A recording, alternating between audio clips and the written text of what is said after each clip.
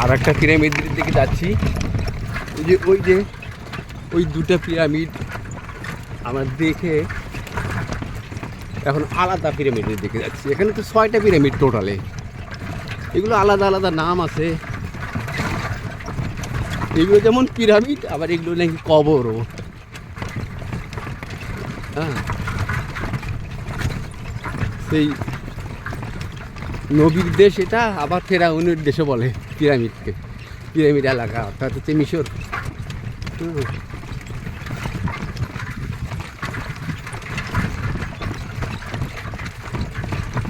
এখানে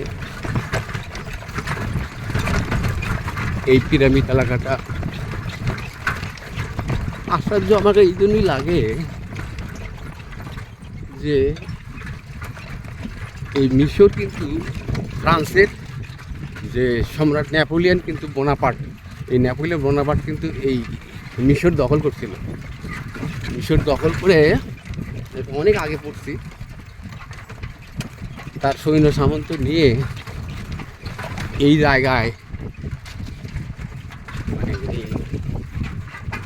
থাকতেন এই নেপোলিয়ন বোনাপার্ট, সম্রাট নেপোলিয়ন।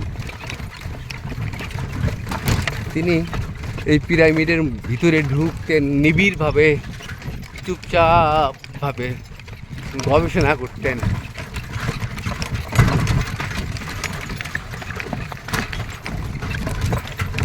তবে তার সময়ে কিছু হয় আর কি, সংস্কার সাধন হয়। তিনি অনেক কিছুই মানে আবিষ্কার করেন এখানকার।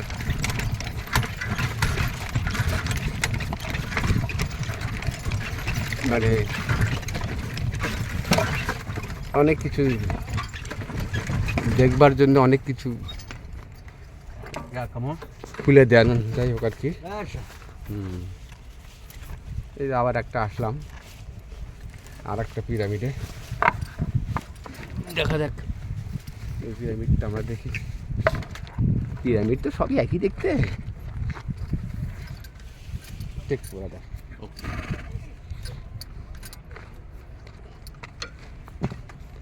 পিরামিড তো সব একই দেখতে, কিন্তু গঠনশৈলী আলাদা।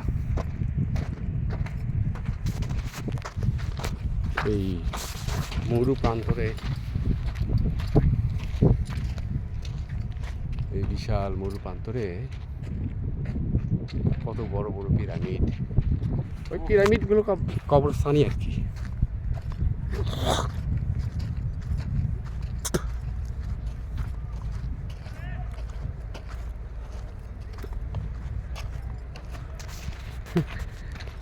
এই এত বড় বড় পাথর কিভাবে তুললো রে বাবা, আমি তো চিন্তায় আসে না মাথায়। এত বড় বড় পাথর কিভাবে তুললো। আমি জানতাম না যে ক্যামেরা এখানে অ্যালাউড না, কিন্তু সবার হাতে শুধু মোবাইল, যার ফলে খালি পুলিশ আর কি গার্ড।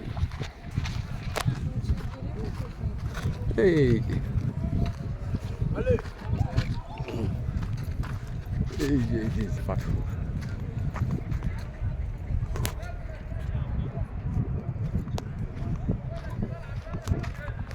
এই মাহমুদ,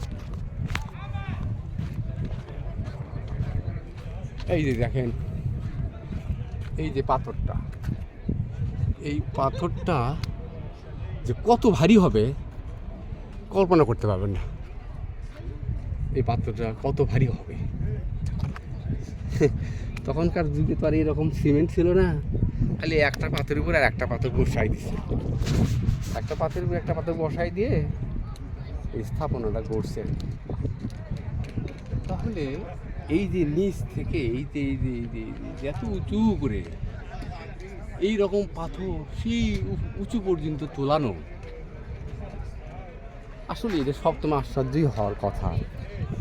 তার কারণ স্যার এখানে এরকম আশ্চর্য,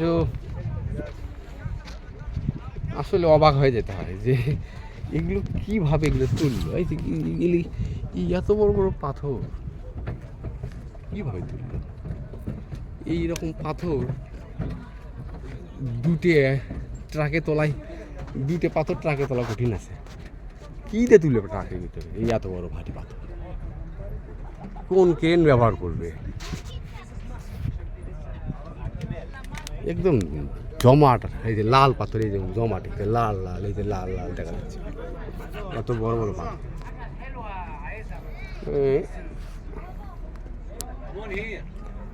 ওই যে ওখানে আবার কবর আছে।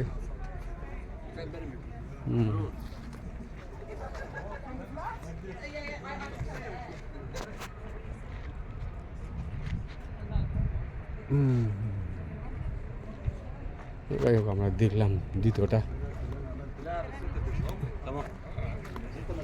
এগুলো এক সময় ছিল।